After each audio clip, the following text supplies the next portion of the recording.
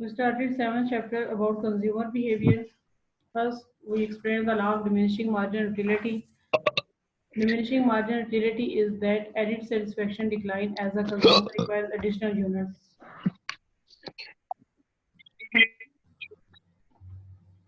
फैसल आपका mic on है जिससे बहुत शोर आ रहा है, आप लोग प्लीज अपने माइक के लिए जरा केयरफुल रहा करें.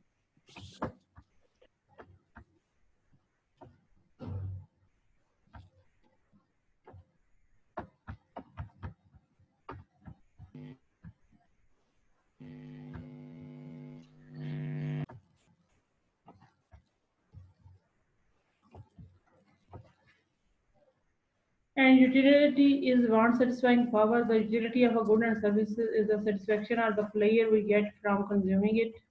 Utility and usefulness are two different concepts, and utility is subjective. It varies from person to person. इसमें एग्जांपल आई ग्लासेस की दी है कि अगर किसी की आई साइट वीक है तो उसके पास उसकी आई ग्लासेस है तो उसके लिए इनकी यूटिलिटी है, लेकिन जिस शख्स की आई साइट बिल्कुल ठीक है उसके लिए इनकी यूटिलिटी जीरो है. It's mean utility is subjective. Utility is difficult to quantify, आप इसको क्वांटिफाई नहीं कर सकते, but for the simplicity we assume that we can measure the utility by the units which we call utils. These are the units of utility. For example, we assume that a particular consumer can tell us that he can 10 utils satisfaction or 100 utils of satisfaction from chocolate or from pizza or anything he consumes. And we studied the relationship between total utility and marginal utility, and we studied these concepts. Total utility is the total amount of satisfaction. किसी भी चीज की जितनी आपने total quantity consume की है उससे आपको जो टोटल यूटिलिटी मिली है उसको आप कहेंगे total utility. But the marginal utility is the extra satisfaction a consumer realise from an additional unit of that product.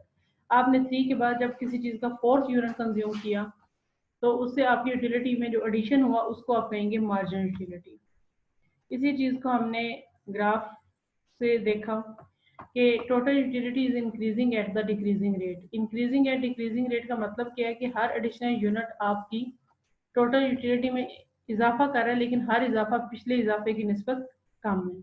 और ये जो हर दफा आपका जो एडिशनल यूनिट है वो जो आपकी यूटिलिटी में ऐड कर रहा है, इस चीज को हम क्या कहते हैं, मार्जिनल यूटिलिटी. यहाँ पे आप ये ग्राफ से देखें, स्केड्यूल भी दिया हुआ है कि अगर आपने फर्स्ट यूनिट कंज्यूम किया जब पहले आपके पास 0 यूनिट था तो आपकी टोटल यूटिलिटी 10 है, और आपकी मार्जिनल यूटिलिटी मतलब एडिशन किया है वो भी 10 है, 10 माइनस 0 10. लेकिन जब आपने सेकंड यूनिट कंज्यूम किया तो आपकी टोटल यूटिलिटी हो गई 18 यूनिट्स, 18 यूटिल्स आप कह लें. 18 माइनस 10 तो आपकी मार्जिनल यूटिलिटी क्या है, 8, एंड देन 6 4 2. हर दफा आप ये देखें कि आपकी टोटल यूटिलिटी बढ़ रही है, लेकिन हर दफा उसका जो बढ़ना है वो पहले की निस्बत कम है. It's mean that marginal utility decreases when the number of units consumed are increasing. और जब आपने 7th यूनिट की उस कमोडिटी का यूज किया जो जिस चीज की भी एग्जांपल है तो आपकी मार्जिनल यूटिलिटी -2 है. मीन ये कि इसके बाद ये नेगेटिव हो जाएगी. आप अगर ये कोई खाने की चीज है तो आप बिल्कुल अब नहीं खाना चाहते, तो अगर आप मजीद उसे जबरदस्ती खाएंगे तो बजाय यूटिलिटी के जरा ये आपको प्रॉब्लम क्रिएट करेगी. तो हम कहेंगे कि मार्जिनल यूटिलिटी नेगेटिव है, यानी कि जो 7th यूनिट था वो बिल्कुल आपका रिक्वायर्ड नहीं था, उससे बजाय आपको यूटिलिटी प्लेयर या सेटिस्फेक्शन मिलने के आपको उससे नुकसान हुआ और आपने कहा कि नहीं ये मेरे लिए -2 यूनिट है. इन कर्व्स को हमने ड्रा किया. इसमें आप ये देख रहे हैं कि utility is increasing, total utility. Marginal utility is decreasing with every extra unit. X axis पे आपने क्वांटिटी या यूनिट्स लिए हुए हैं जो आप कंज्यूम कर रहे हैं, जबकि ये जो अपर डायग्राम है इसमें आपने वाई एक्सिस पे टोटल यूटिलिटी ली है, जबकि ये लोअर डायग्राम पे आपने वाई एक्सिस पे मार्जिनल यूटिलिटी जो सी है उसको आप मेजर कर रहे हैं. तो ये रिलेशनशिप था मार्जिनल यूटिलिटी और टोटल यूटिलिटी के दरमियान. जब आपने की टोटल यूटिलिटी मैक्सिमम हो जाए और एक यूनिट से दूसरे यूनिट तक जो कि 5वें से 6ठे यूनिट तक है आपकी टोटल यूटिलिटी में कोई चेंज नहीं आया तो आपकी मार्जिनल यूटिलिटी 0 है. और जब आपकी टोटल यूटिलिटी कम होना शुरू हो जाए तो आपकी मार्जिनल यूटिलिटी नेगेटिव हो जाएगी. ये हमने मल्टीपल चॉइस क्वेश्चन उस दिन देख लिए थे. नेक्स्ट ये इन्हीं दोनों ग्राफ को यहाँ पे एक्सप्लेन किया हुआ है. ये एक्सप्लेनेशन करनी है, मैंने हाईलाइट सिर्फ इसलिए नहीं किया कि हम कर चुके हुए हैं. Marginal utility and demand. The law of diminishing marginal utility explains that why the demand curve of any commodity or given product slopes downward, why its slope is negative. ये हमने पढ़ा था according to the law of demand कि there is negative relationship between the price and the quantity demanded. That's why demand curve slopes downward from left to right. कि अगर आपने ज़्यादा quantity cell करनी है तो आपको price कम करनी पड़ेगी. इसका रिलेशनशिप क्या है डिमिनिशिंग मार्जिन यूटिलिटी के साथ कि हर एडिशनल यूनिट अगर आपको पहले से कम सेटिस्फेक्शन देता है, जैसा कि हमने अभी पढ़ा कि मार्जिन यूटिलिटी डिक्रीज करती है, डिमिनिशिंग करती है, तो फिर हर एडिशनल यूनिट की कंज्यूमर पहले से कम प्राइस पे करना चाहेगा. So if successive unit of a good yields smaller and smaller amount of marginal or extra utility, then the consumer will buy additional unit of a product only if its price falls. Thus, diminishing marginal utility supports the idea that price must decrease in order for quantity sold to be decreased. कि अगर आप चाहते हैं कि किसी चीज़ की quantity demanded बढ़ जाए तो आपको उसकी प्राइस कम करनी पड़ेगी, क्योंकि हर एडिशनल क्वांटिटी जो आप किसी को सेल कर रहे हैं, जो कोई शख्स खरीद रहा है, हर एडिशनल यूनिट पहले से कम सेटिस्फेक्शन दे रहा है. In other words consumer behave in such a way that make demand curve downward sloping. इस फर्स्ट पोर्शन के 7 चैप्टर में 7.1 जितना भी हमने पढ़ा है उसमें हमने 3 कॉन्सेप्ट्स जो हमने ड्राइव किए हैं कि यूटिलिटी इज द बेनिफिट और द सेटिस्फेक्शन अ कंज्यूमर और a person receives from consuming a good और a service.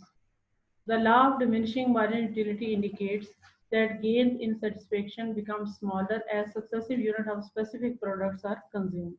And diminishing marginal utility provides a simple rationale for the law of demand.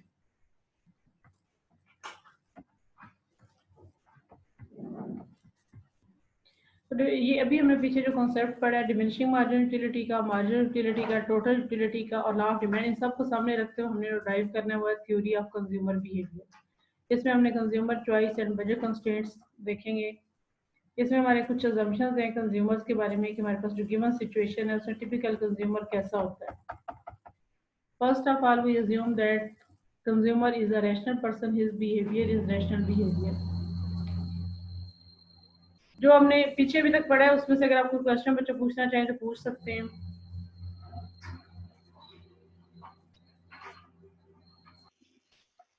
कि he is a rational consumer. Rational consumer mean he use his income to get the maximum satisfaction. मतलब उसका behaviour normal behaviour है, मंतकी behaviour है, जिसे आप explain कर सकते हैं. तो नॉर्मल बिहेवियर जरा ऐसे ही होगा कि आप टेक्निकली कि एक शख्स उसके पास जो गिवन एग्जांपल इनकम है वो उसको इस तरह से यूज करे तो उसको मैक्सिमम सेटिस्फेक्शन मिले. सेकंड हमारा assumption है preferences कि each consumer has clear cut preferences for certain of the goods and the services that are available in the market. कि कंज्यूमर की जो भी प्रेफरेंस है डिफरेंट गुड्स और सर्विसेज के लिए वो उनको कैटेगराइज कर सकता है. वो बता सकता है कि मैं इस चीज को इस चीज पे प्रेफर करता हूँ या ये चीज मुझे ज्यादा सेटिस्फेक्शन देती है. Each consumer has clear cut preferences. ये हमारा assumption है. थर्ड assumption है कि at any point in time the consumer has fixed limited amount of money income. तो उसकी एक बजट कंस्ट्रेंट है, एक गिवन इनकम है जो उसने कंज्यूम करनी है, अनलिमिटेड इनकम नहीं है. और इस चीज को हम कहते हैं क्या है कि every consumer faces a budget constraint. Even consumers who earn millions of dollars a year, of course, this budget limitation is more severe for a consumer with an average income than for a consumer with an extraordinary high income. ज़ाहिर है कि बहुत high income वाले consumer कम होते हैं, लेकिन फिर भी उनकी भी एक बजट कंस्ट्रेंट होती है.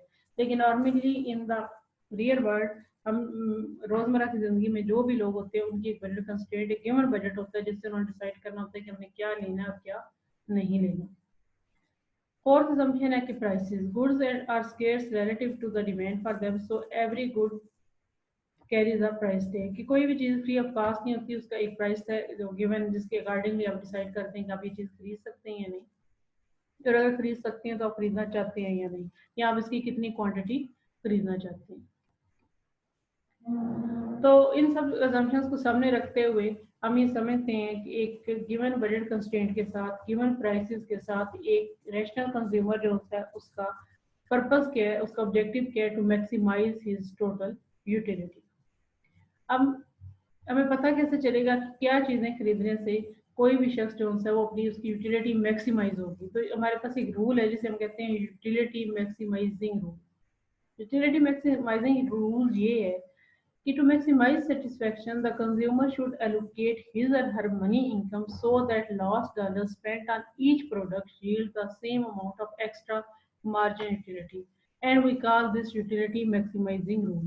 मतलब इसका क्या है कि कोई भी कंज्यूमर अगर अपनी सेटिस्फेक्शन मैक्सिमाइज करना चाहता है, यूटिलिटी मैक्सिमाइज करना चाहता है, तो अपनी मनी इस तरह से स्पेंड करे कि जो उसने लास्ट डॉलर अगर उसके मनी डॉलर्स में स्पेंड किया है डिफरेंट गुड्स पे, उसकी मार्जिनल यूटिलिटी सेम हो। मतलब इसमें एप्पल दी हुई है, एग्जांपल दी है एप्पल और ऑरेंज की।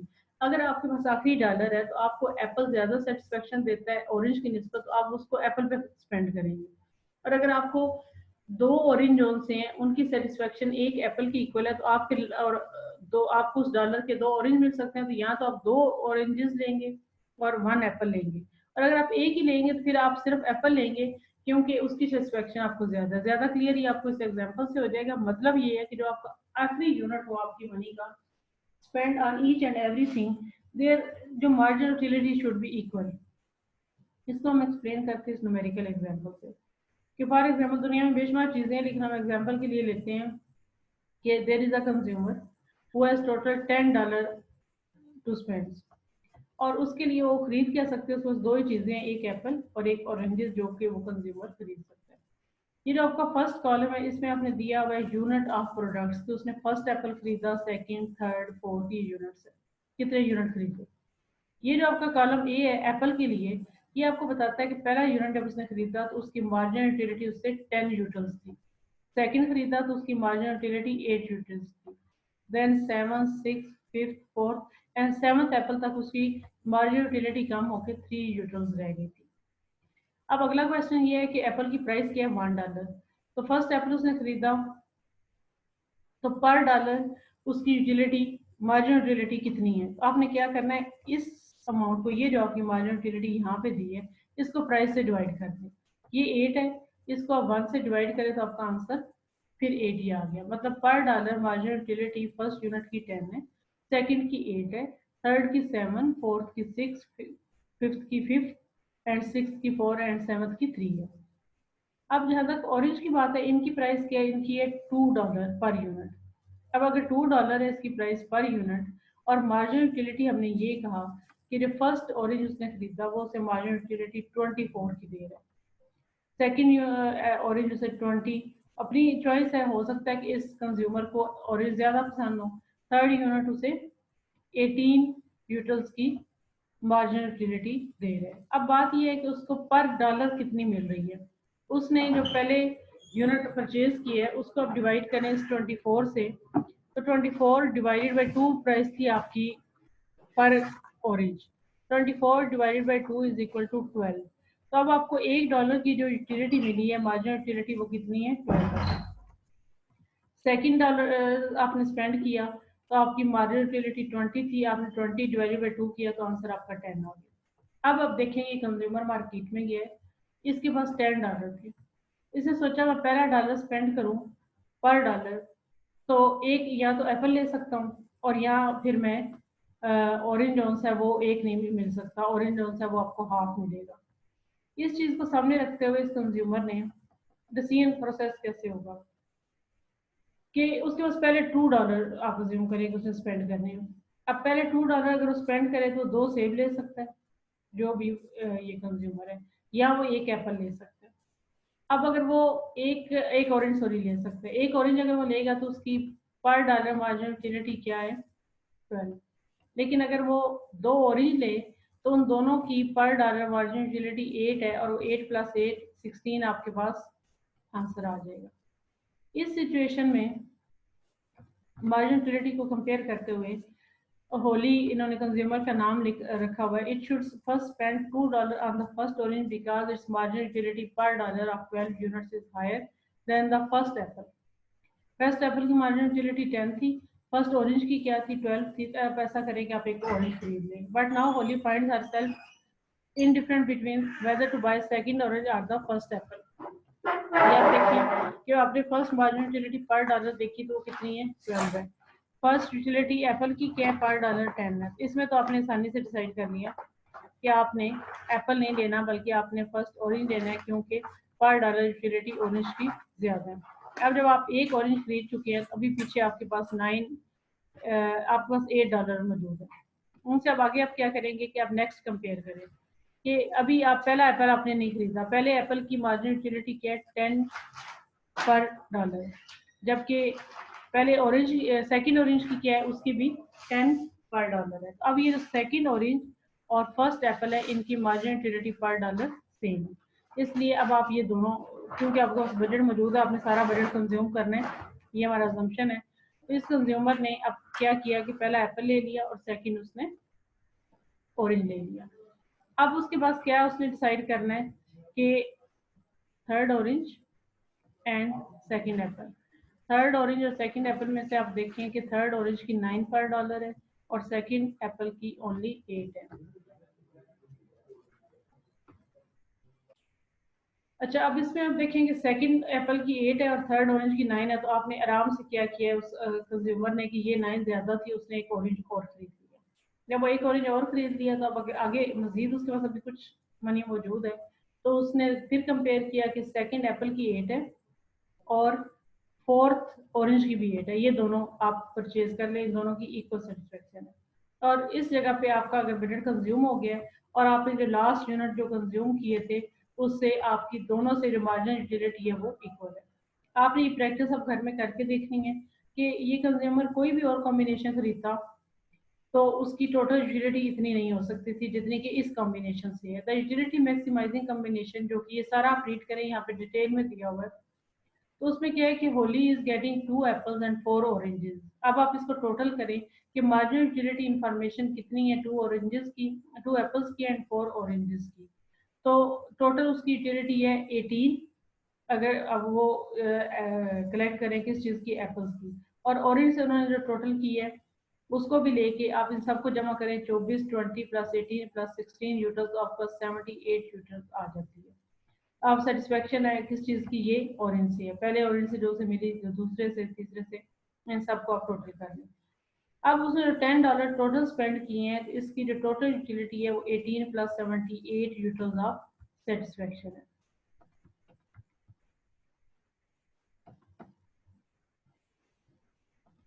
ये आपने यहाँ से करनी है, फर्स्ट ऑरेंज, सेकंड, थर्ड और ये 24 20 18 और 16, इन सबको आप ऐड करेंगे तो ऑरेंज से जो टोटल यूटिलिटी मिली है वो आ जाएगी। और 2 एप्पल लिए हैं 10 प्लस 8, तो ये आपके पास आ जाएगी टोटल यूटिलिटी जो आपको एप्पल से मिली है। तो 18 प्लस ये जो भी आपका आंसर आया था, इनको हम दोनों को ऐड करें तो ये जो हमारा कॉम्बिनेशन है जिसमें आपने 2 एप्पल्स और 4 ऑरेंज खरीदे हैं, आपकी टोटल यूटिलिटी 96 यूनिट्स है।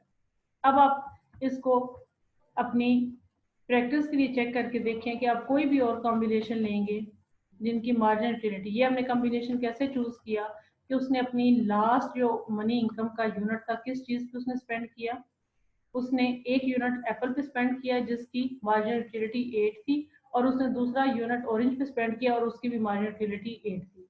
मतलब उसने अपनी इनकम को इस तरह से डिस्ट्रीब्यूट किया कि जो लास्ट उसने यूनिट इनकम का स्पेंड किया वो आपको सेम मार्जिन यूटिलिटी दे रहा है दोनों चीजों में। और अब आप टोटल यूटिलिटी इस तरह उसने अपनी मैक्सिमाइज की। अब आप कोई भी और कॉम्बिनेशन करके देखिएगा, फॉर एग्जांपल कि अगर वो कंज्यूमर 3 एप्पल खरीदे तो 7 8 और 10, जबकि इधर से एक ऑरेंज वो कम कर दे 9 10 और 12, तो आप देखिएगा कि उसकी टोटल यूटिलिटी 96 से ज्यादा नहीं होगी, हर दफा कम होगी। तो ये हमारा क्या है कि ये हमारा रूल है, rule of maximising the total utility. और ये उसकी एग्जांपल है जो हमने आज की है कि डिसीजन मेकिंग प्रोसेस जो है वो किस तरह से होगा। इसकी जो अलजेब्रिक जनरलाइजेशन है ये हम कल देखेंगे। आप इसकी जो आज हमने न्यूमेरिकल एग्जांपल की है वो आपने कल देख के आनी है। और वंस अगेन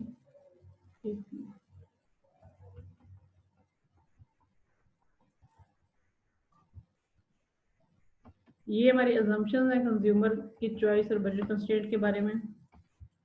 ये हमारी 4 अजम्पशन है। तो यूटिलिटी मैक्सिमाइजिंग हमारा रूल क्या था कि to maximise satisfaction the consumer should allocate his और her money income so that the last dollar spent on each product yields the same amount of extra margin utility, and we call this utility maximizing rule.